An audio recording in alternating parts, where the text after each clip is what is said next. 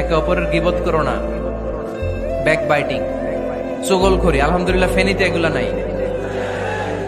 আহা, চায়ের দোকানে বসে এর কথা ওর কানে, ওর কথা ওর কানে বইলা সমাজ একটা গিরিঙ্গি লাগায়, আছে না নাই?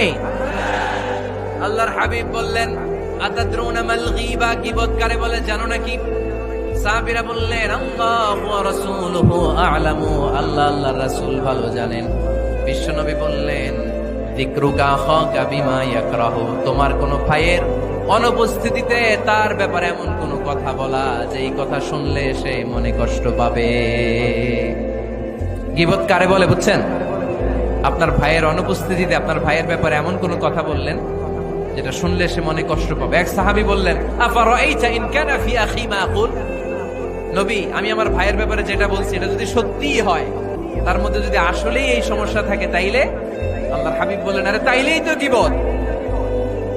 আর যদি তোমার ভাইয়ের মধ্যে এই দোষ না থাকে, বানায় বলো, তাহলে এটা গীবত না, গীবতের চেয়ে ভয়ঙ্কর। ফাকাত তাহাত্তাহু, এটার নাম বহতান আর মিথ্যা অপবাদ। চিল্লায় বলেন ঠিক কিনা?